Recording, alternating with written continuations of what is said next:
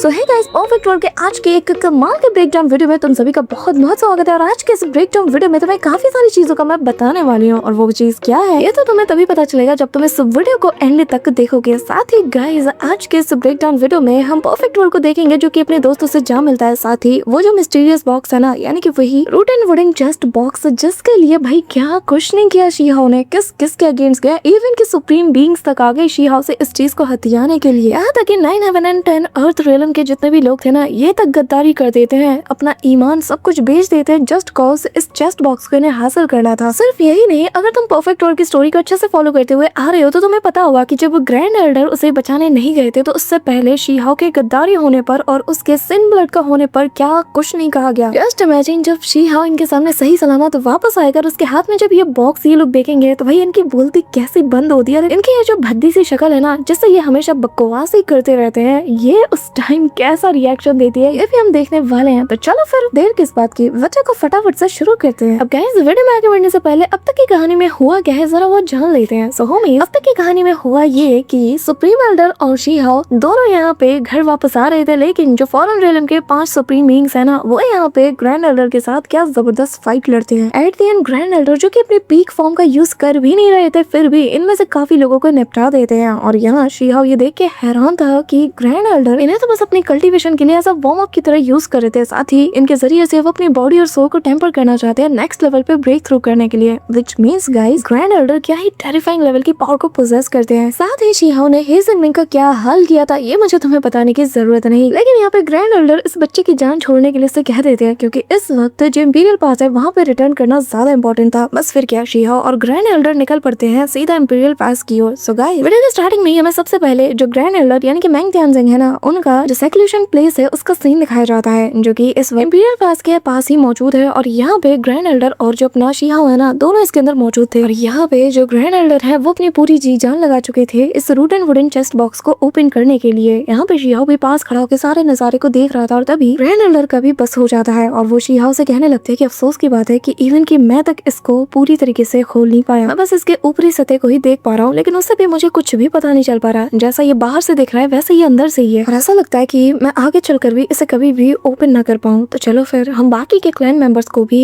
ये चीज सौंप देते हैं, उन्हें भी स्टडी करने देते हैं इस बारे में। अब इस दौरान जब वो अपनी पूरी पावर का यूज कर रहे थे ना, तो उनके जो घाव थे ना, जिन्होंने की ग्रैंड एल्डर को बहुत परेशान किया था, धीरे धीरे ये उभरने लगते हैं। और ये वही घाव है जिसे की ग्रैंड एल्डर ने शी-हाओ से छुपाने की बहुत कोशिश की, लेकिन एट द एंड ये सारी चीजें वापस से जाहिर हो गई। और यहाँ पे शी-हाओ आगे आकर जब इन जख्मों को देखता है ना, तो उसे अपने मास्टर की बहुत ज्यादा फिक्र होती है, और वो कहने लगता है कि पर ग्रैंड एल्डर, आपके ये जख्म, जिस पे वो कहने लगते हैं कि चिंता मत करो, मैं ऑलरेडी एक बार ट्राइवल्यूशन की राख से पैदा हुआ था। जब मेरी हालत खस्ता हो चुकी थी, मरने की कगार पे पहुंचा था, तब भी मैं वहां से रिकवर करके वापस आया ना, तब भी वापस पैदा हुआ ना, तो मेरी बॉडी ना इसकी आदी हो चुकी है और मैं भी इसके आदी हो चुका हूँ। तो तुम्हें इतना फिक्र करने की जरूरत नहीं है, मैं ठीक हो जाऊंगा। और फिलहाल के लिए मुझे सेक्लूशन में एंटर होना होगा, और तब तक तुम्हें सब चीजें संभालनी होगी। ये कहते हुए वो यहाँ पे अपने सोल लैंप की ओर देखने लगते हैं। अब गाइस, मैं तुम्हें बता दूं कि एक सोल लैंप एक ऐसी चीज होती है जो कि किसी के लाइफ फोर्स को रिफ्लेक्ट करती है, और जो कि इस वक्त ठीक से जल रही थी, लेकिन शी-हाओ जानता है कि इसमें भी इनकी कोई चाल होगी और मुझे वापस से ये बुद्धू बनाने की कोशिश कर रहे होंगे। लेकिन तभी यहाँ पे शी-हाओ से ग्रैंड एल्डर कहने लगते हैं कि तुमने इस बार बहुत से दुश्मनों का सामना किया है, और इतने सारे फॉरेन रियलम के कल्टीवेटर्स का सामना करना कोई बच्चों का खेल नहीं है, और ये चीज मैं बहुत अच्छे से जानता हूँ। लेकिन अब से तुम्हें इन सभी मैटर्स को खुद ही हैंडल करना होगा, जो कि एक बहुत बड़ी जिम्मेदारी है। लेकिन मैं यहाँ पे तुम्हें ये बातें इसलिए बता रहा हूँ कि तुमने जो काम किया है ना 9 हेवन एंड 10 अर्थ के लिए फॉरेन रियलम के अगेंस्ट, इससे तुमने जो मेरिट स्कोर हासिल किया है वो बहुत बहुत ज्यादा है और कई गुना ज्यादा है। इसीलिए इंपीरियल पास में जितने भी लोग हैं जिनकी छोटी मुंह और बड़ी बातें करते फिरते हैं, उन सभी को पता चलने दो कि शी क्लैन अब से अपने गुनाहों के लिए नहीं जाना जाएगा। जो दाग, जो धब्बा शी क्लैन पर आज तक लगाया गया है, आज के बाद वो नहीं लगाया जाएगा। आज के बाद बहुत रिस्पेक्ट के साथ शी क्लैन और उसकी ब्लड लाइन को देखा जाएगा। जाओ जाके सबको दिखा दो कि मैदान में तुमने कितने बड़े बड़े झंडे गाड़े हैं, ताकि उनकी शक्ल देखने लायक हो। ये कहते हुए वो शी-हाओ को जाने को कहते हैं। शी-हाओ उनसे उनका ख्याल रखने को कहता है, और फिर यहाँ से वो निकल जाता है। उसे जाता हुआ ग्रैंड एल्डर देख रहे थे, और जैसे ही वो चला जाता है ना, तो यहाँ पे वो बहुत बुरी तरीके से खून की उल्टियाँ करते हैं। इस दौरान जिनकी लाइफ फोर्स फ्लेम है वो भी हल्की सी डिम पड़ जाती है। अब यहाँ हम देख पाते हैं कि जो सीनियर एल्डर है वो ये सारा नजारा दूर से देख रही थी। इसी के साथ गाइस सीन शिफ्ट होता है, और इंपीरियल पास का जो मार्शल अरीना है उसका सीन दिखाया जाता है, जहाँ ऑलरेडी काफी सारे लोग आपस में ही फाइट कर रहे थे, प्रैक्टिस चल रही थी ना। अब यहाँ इस दौरान शी-हाओ भी अपने लायन किंग के ऊपर सवार होकर यहाँ आ जाता है, और बस मन में इतना ही कहता है कि मुझे जल्द से जल्द मेरी जो बैटल मेरिट है उसे क्विकली हासिल करना ही होगा। अगर मैंने इसे क्लेम नहीं किया तो फिर इन लोगों का कोई भरोसा नहीं, पता नहीं किस नौसिखिया के नाम पे इतना सारा स्कोर चिपका दें। असल में गाइस शिहा को इस बात की भी जल्दी थी कि बस वो जल्द से जल्द अपने क्लैन को एक नॉर्मल जिंदगी दे सके। अब गाइस तुमने अगर प्रीवियस एपिसोड को अच्छे से फॉलो किया हो तो तुम्हें पता होगा कि शी क्लैन के जो लोग हैं अभी भी एक सड़ी गली जगह पे रहते आ रहे हैं। यहाँ बेचारों को ठीक से 2 वक्त का खाना तक नहीं मिलता, जानवरों से भी बदतर इनसे सलूक किया जाता है। अब तभी यहाँ जो फैट गाय है वो आ जाता है, शिहा को देखकर कहने लगता है कि वाह भाई, मुझे शुरू से पता था कि तुम्हें मारना बहुत बहुत ज्यादा मुश्किल है, बहुत सख्त जान हो तुम, लेकिन इतने दिन तक गायब रहे ना, फिक्र में तो तुमने मुझे डाल दिया था। जरा देखो यार, मैंने अपना कितना वेट लॉस कर लिया है, अब तुम्हें पार्टी देनी होगी, तुम्हें सब कुछ खिलाना पड़ेगा, मुझे नहीं पता। और हाँ, दिन में 2 बार मुझे तुम्हारा वो टॉनिक सूप जरूर चाहिए। अब मैं नहीं जानता कि तुम किसका बनाओगी। तभी यहाँ पे रैबिट गर्ल आकर उसे धक्का दे देती है और कहने लगती है कि क्या बात है, देखो तो कौन आया है। इस दौरान यहाँ पर जिन्होंने भी हुआंग के चर्चे सुने थे ना, वो सभी लोग उसे आके घेर लेते हैं और सभी लोग कहने लगते हैं कि फाइनली हुआंग वापस आ ही गया, मुझे पता था इसे कुछ नहीं होने वाला। यहाँ पे कुछ लोग तो उसे लॉर्ड हुआंग तक कहते हैं। तभी यहाँ पे रैबिट गर्ल बताने लगती है कि हुआंग, तुम्हें पता है, तुम्हें बचाने के लिए हम सभी लोग ना इस पूरी जगह को छोड़कर निकलने वाले थे, लेकिन फिर ग्रैंड एल्डर बीच में आ गया और उन्होंने हम सबको रोक लिया और ना पूरी फौज लेकर ना तुम्हें उठाने आ जाते हैं। यहाँ पे शिहाओ का भाई और उसके बाकी दोस्त भी आ चुके थे। तभी यहाँ पे जिसकी उम्मीद नहीं थी वो आ जाती है हंजी। यहाँ पे यू चैन भी आ चुकी थी, लेकिन तभी किंग यू से कहने लगती है कि क्या तुम ठीक हो, मुझे माफ करना कि जब तुम यहाँ नहीं थे, मैं यहाँ पे सब कुछ संभालने के लिए नहीं थी, मैं सेक्युलेशन में बहुत ज्यादा बिजी थी और काफी वक्त मैंने वहाँ पे गुजार दिया, लेकिन जब बाहर आई तो मुझे ये पता चला, मैंने तुम्हें बहुत मिस किया। अब उसका उतरा हुआ चेहरा देख कर शिहा उससे कहने लगता है कि चिंता मत करो और माफी तो मुझे मांगनी चाहिए कि मैंने तुम सबको परेशान किया। तभी यहाँ पे मेरा फेवरेट एंड किंग यहाँ पे आते साथ ही ना सीधा शिहा से लिपटने के बजाय उस चेस्ट बॉक्स के ऊपर लैंड करता है और कहने लगता है, अच्छा बेटा, तो ये वही चीज है जिसके चलते फॉरेन रियलम के लोग इस हद तक पागल हो चुके थे। हाँ, इवन कि उनके सुप्रीम बीइंग्स तक मैदान में उतर गए थे। क्या बात है, तुमने तो बहुत बड़ी चीज हासिल कर ली है। अब यहाँ पे इसके साथ एक और छोटू सा एंड किंग भी मौजूद था, जो कि यहाँ पर उसी की तरह इस बॉक्स में बहुत ज्यादा क्यूरियस था। इस दौरान एंड किंग बताने लगता है कि अब मैं समझा कि क्यों लोग तुम्हारे पीछे पागलों की तरह तुम्हें ढूंढते फिर रहे थे। अब तभी यहाँ पे प्रिंसेस कहने लगती है कि मैंने सुना है ये जो लाइन जिसके ऊपर तुम बैठे हो ना, जो तुम्हारा माउंट है, ये असल में एक एंशिएंट टाइम का बहुत ही पावरफुल एक्सपर्ट है। क्या मैं सही कह रही हूँ? इवन कि ये तो मेरी किटी से भी ज्यादा स्ट्रॉन्ग है। अब शिहा अपनी तारीफ सुनकर थोड़ा शर्माता है। तभी यहाँ हम देख पाते कि वैंग फैमिली के वो सारे नमूने भी आ जाते हैं, जिनमें वैंग शी भी मौजूद थी, और आते साथ ही इनमें से एक बकवास करना शुरू कर देता है और कहता है कि किसे पता कि ये सारी बातें जो हमने सुनी है ये सारी सच भी है या नहीं। तभी जिनिया नाम का एक बंदा जो कि सेल्फ रिलीज रियलम पे है, वो कहने लगता है कि देखो, तुम कहाँ से बिलोंग करते हो, किस रेस से बिलोंग करते हो, मुझे उससे कोई मतलब ही नहीं, लेकिन हाँ, तुम्हारे पास वो जो चेस्ट बॉक्स है ना, वो हमारी जरूरत है, यानी कि हमारे नए नेवरलैंड 10 अर्थ की, तो बेहतर यही होगा कि चुपचाप इसे हमारे हवाले सौंप दो। ये सुनकर यहाँ पे फैट गाय की ना सटक जाती है और वो कहने लगता है कि मेरे भाई ने इसके लिए अपनी जान की बाजी लगा दी, पूरे के पूरे डेजर्ट बॉर्डर में तबाही मचा दी, न जाने किन किन खतरों का सामना किया और इस ट्रेजर को हमारे पास ले आया। क्या इसलिए कि तुम्हारे जैसा एक अनाड़ी यहाँ मुंह उठा के आए और आके कहे कि चुपचाप इसे हमारे हवाले कर दो और वो दे देगा? ऊपर वाले ने तुम्हें दिमाग दिया तो इस भेजे में भेजा नहीं है तुम्हारा कि थोड़ा यूज करो। तुम्हें क्या लगता है तुम्हारे एक वर्ड से हम सब लोग ऐसे ही इसे देना देंगे? तभी यहाँ पे हम देख पाते हैं कि जो बाकी सारे जो दोस्त थे ना यहाँ पे 9/10 अर्थ के दूसरे इलाके से, वो सब भी यहाँ पे शिहा को कवर देने लगते हैं, जिनमें यूलिंग समेत सारे लोग मौजूद थे। इवन कि यहाँ पे वो जो गोल्डन हेयर वाला बंदा, जिसका नाम यार मैं भूल चुकी हूँ क्योंकि बहुत पहले देखा था यार, ये लोग भी उसका साथ देते हैं। तभी यहाँ पे जो किंग ही है वो कहने लगती है कि हुआंग ने इतने इंपॉर्टेंट चीज को, इतना पावरफुल वुडन चेस्ट जिसके पीछे पूरा का पूरा फॉरेन रियलम जान का दुश्मन बन पड़ा है, वो इसके पीछे पड़ा है, और तुम्हें क्या लगता है कि वो इस चेस्ट बॉक्स से जो मेरिट स्कोर हासिल करने वाला है वो तुम्हारे हाथों में दे देगा? हाँ, क्या ये बचकाना हरकत है? यहाँ इंपीरियल पास में मौजूद हर एक शख्स को उसकी रिस्पेक्ट करनी चाहिए उसकी बहादुरी के चलते, और तुम यहाँ पर आकर एटीट्यूड दिखा रहे हो। अब तभी यहाँ पे प्रिंसेस कहने लगती है कि जहाँ तक मुझे पता है कि जिन क्लैन ने इस पूरे के पूरे बैटल में एक सिंगल मेरिट स्कोर हासिल नहीं किया है, तो तुम्हारा ये जो जिन क्लैन का सो कॉल्ड नाम है ना, जिसके दम पर इतना उछलते रहते हो, एक बात बताओ, क्या तुम लोगों ने अपना ये नाम सिर्फ मैदान से पीठ दिखा के भाग कर या फिर मुंह छुपा कर अर्न किया है क्या? तभी यहाँ पे तो फैमिली के लोग आगे आते हैं और कहने लगते हैं कि बैटल से भागना, पीठ दिखा के, वो भी जब सबसे ज्यादा जरूरत हो, लेकिन बुज़दिलों की तरह भागते हुए शर्म नहीं आए, लेकिन वही चेहरा लेके आ जाते हो दूसरा का मेरिट स्कोर चुराने के लिए। सच में मेरी तोबू फैमिली कभी भी इसका साथ नहीं दे सकती। तभी पर्पल हेयर वाला बंदा आगे आता है और कहने लगता है कि आज मैं यहाँ पे खड़ा और मैं देखता हूँ कि मेरे रहते हुए इसमें इतना दम है कि ब्रदर हुआंग को हाथ लगा के दिखाए। तभी यहाँ दूसरा बंदा कहने लगता है कि अगर हमारे हीरोज को तुम लोग ऐसे ट्रीट करोगे तो फिर क्या कोई आगे चलकर अपनी जान को दांव पे लगाना चाहेगा? अब यहाँ पे वैंग फैमिली का वो जो बंदा खड़ा था ना, उसके पास मौजूद वो दूसरा बंदा कहने लगता है कि हाँ, ये बात तो हम मानते हैं कि हुआंग ने किसी मामूली काम को अंजाम नहीं दिया। पर तभी वो ओल्ड मैन आगे आता है और कहने लगता है कि पर तुम लोगों को ये भी नहीं भूलना चाहिए कि इसने इतनी बड़ी मुसीबत भी अपने सर मोल ली है। अब अगर ये चेस्ट बॉक्स ही अपने पास ले आया है तो जाहिर है इसके पीछे कितनी बड़ी बड़ी मुसीबतें आएंगी। इसका पीछा करते हुए उनसे कौन डील करेगा? हम। और इससे पहले जो इसने किया क्या तुम भूल गए? यहाँ पे किंग की सटक जाती है और वो कहने लगती है कि सीनियर माफ करना, लेकिन जो आप कह रहे हो आपको खुद भी नहीं पता कि आप बोल क्या रहे हो, और आखिर आप कौन से ट्रबल की बात कर रहे हो? आखिर हुआंग ने ऐसा क्या किया कि जिसके चलते आपको जहमत उठानी पड़ी है? जिस पे वो बंदा कहने लगता है कि क्यों सीनियर मैंग टियानजन की हालत का शायद तुम्हें अंदाजा नहीं है, सिर्फ इसे बचाने के लिए अकेले इन्होंने अपनी जान की बाजी तक लगा दी, और इतने मामूली से मेरिट के चलते तुम्हें क्या लगता है कि उनकी जान को हम रिस्क में डाल सकते हैं? तभी रैबिट गर्ल कहने लगती है कि अपनी बकवास बंद करो, ये एक मास्टर और डिसाइपल के बीच की बात है, वो उसके लिए जो मर्जी चाहे कर सकते हैं क्योंकि हुआंग उनका डिसाइपल है, और एक मास्टर और डिसाइपल के बीच में डिबेट करने वाले तुम होते कौन हो? तुम्हें किसने हक दिया? हाँ, अब यहाँ पे सभी लोग जिन क्लैन के हाय हाय के नारे लगाने लगते हैं। तभी यहाँ पे शियाओ आगे आता है, आते साथ ही डंके की चोट पे कहता है तुम लोग एक नंबर के गद्दार हो। तभी यहाँ मिस वैंगशी का जो फियांसे है वो ताव में आ जाता है और अपनी पावर को अनलीश करते हुए कहता है कि हुआंग तुम्हारा दिमाग तो ठीक है, आखिर तुम बोल क्या रहे हो? तभी यहाँ पे दूसरा बंदा कहने लगता है कि हाँ बिल्कुल सही कहा इसने, न्यू जनरेशन का लीडर आगे चलकर इसे ही तो बनना है और तुम लोग इसी के खिलाफ जा रहे हो। सेल्फ सोवरीन रियलम में 30 साल की उम्र में ही पहुंच चुका है और तुम बताओ तुम लोग उसके सामने मुंह चलाने की कोशिश कर रहे हो। ये पहला जीनियस है जो कि इतने कम उम्र में सेल्फ सोवरीन रियलम में पहुंचा है। अब ये सुनकर तो मिस वैंगशी भी भाई काफी ज्यादा मनी मन खुश होने लगती है कि हाँ भाई मेरा फियांसे ये है वो है। पर तभी यहाँ पे शियाओ हवा में जंप करते हुए कहता है कि लगता है कि पिछली बार की मारी से अच्छे से याद नहीं है, और बेशर्मी के साथ मुंह उठा के मेरे सामने आ गया है। तभी यहाँ पे वो उसकी आंखों में आंखें डाल के कहता है कि क्या तुम्हें याद नहीं है कि तुम किसके सामने खड़े हो और किससे बातें कर रहे हो? यहाँ पे ये सुनकर तो उसे बहुत ज्यादा गुस्सा आता है और वो यहाँ पर अपनी रेपुटेशन बचाने के लिए कहने लगता है कि अपनी बकवास बंद करो, मैं आज तक एक भी मुकाबला नहीं हारा। और तभी इसे इतना उछलता हुआ देखकर जो लायन किंग है ना वो कहने लगता है कि मैं जानता हूँ कि लोग बेवजह नहीं मरते हैं जब तक इनके अंदर मरने की चुल ना बची हो ना। यहाँ पे जिन जैन अपने सन मैनिफेस्टेशन का यूज करता है जो कि सेल्फ सोवरीन रियलम में ब्रेक थ्रू करने के बाद उसकी प्री मॉडल स्पिरिट का फिनोमेना है, और वो कहने लगता है कि मैं तुमसे कभी नहीं हारा, मैं तो इस दिन का न जाने कब से इंतजार कर रहा था कि मैं तुमसे कब बैटल करूंगा। अब यहाँ ये बंदा जो कि अपनी जाइंट बॉडी को यहाँ पे समन कर चुका था, तभी यहाँ पे शी हाउ भी अपनी द ग्रेट मोंग लिनेज की पावर्स को अनलीश करता है और यहाँ पे हम देख पाते हैं कि उसका वही जाइंट सा फिगर अपीयर हो चुका था। अब तभी शी हाउ की तरफ एक इशारे से ये बंदा काफी तगड़ी वाली जो स्वॉर्ड स्ट्राइक है उसे सीधा उसकी तरफ बढ़ा देता है, लेकिन शी हाउ जिसका ये फॉर्म देखकर आधे बुढ़ों के तो ऐसे ही सर के बाल झड़ जाते हैं। तभी यहाँ शी हाउ इमीडिएटली अपने ग्रेट कंपैशन पाम जैसे कि बुद्धा के उसी थर्ड फॉर्म से इवॉल्व करके बनाया है उसका वो यूज करता है। भाई यहाँ एक स्ट्राइकर क्या लेवल की बेइज्जती करता है इस बंदे की, मतलब हल्के से नहीं, इतना सिंगल सा अटैक था वो भी सिर्फ डिफेंस में किया गया अटैक, और इस बंदे का ये जो जाइंट सा स्वॉर्ड मैनिफेस्टेशन है ना जो कि मून स्वॉर्ड था वो यहाँ पे डिस्ट्रॉय हो जाता है। लेकिन शी हाउ का ये पाम यहीं पे रुकता नहीं भाई, इसको इतने चपेड़े लगाता है ना, इतने चपेड़े लगाता है कि इसके गाल सुझा देता है मार मार के, जिसके बाद जिस चीज के ये लायक है बिल्कुल उसी जगह पर ये इसे फेंक देता है। मुंह केवल जैसे वो बंदा जमीन पे गिरता है ना उसके पीछे जितने एल्डर थे जो कि उसके दम पे उछल रहे थे उन सबकी बोलती बंद हो जाती है और शी हाउ इन लोगों से कहने लगता है कि हमारे बीच का जो पावर गैप है ना वो बहुत ज्यादा है और मुझे नहीं लगता कि अब आगे मुझे फाइट करनी चाहिए। वो क्या है ना बिना वजह तुम्हारा एक तो सेल्फ सोवरीन रियलम का बंदा मारा जाएगा, इसीलिए यहाँ पे हम देख पाते हैं कि शी हाउ की ये बात सुनकर सभी लोग सोचते हैं कि अगर एक चमाटे से ये एक सेल्फ सोवरीन रियलम के बंदे को ठिकाने लगा सकता है तो इसकी ट्रू स्ट्रेंथ कितनी होगी। अब यार जिस बंदे को पड़ी थी यार उसे तो अच्छे से अंदाजा लग चुका था कि she how self sovereign realm के मिड स्टेज पे पहुंच चुका है और वो यहाँ पे अकड़ती हुई बॉडी के साथ कराते हुए उठने की कोशिश करता है और कहने लगता है कि क्या मिड स्टेज, आखिर कैसे कोई भी आज तक इतनी कम उम्र में महज 25 से 26 साल के अंदर इस स्टेज पे नहीं पहुंचा, तो तुम कैसे? अब मिस वैंगशी जिसका चेहरा भाई इस कदर पीला पड़ चुका कि हल्दी भी शर्मा जाए, तभी यहाँ पे वो लायन किंग उसकी भी हंसी छूट जाती है और यहाँ एंड किंग कहने लगता है कि क्या हुआ, अभी भी यकीन नहीं है क्या? 2-4 चपेड़े और चाहिए क्या, तब जाके तुम्हें यकीन होगा। और कोई कह रहा था ना कि ये यंग जनरेशन का लीडर बनने वाला है, और क्या कहा था तुमने कि आज तक तुम कोई भी मुकाबला नहीं हारे हो। और एक बात बताओ, जो लोग आज तक एक भी मुकाबला नहीं लड़े तो क्या उन्हें अनडिफीटेड कहा जाता है?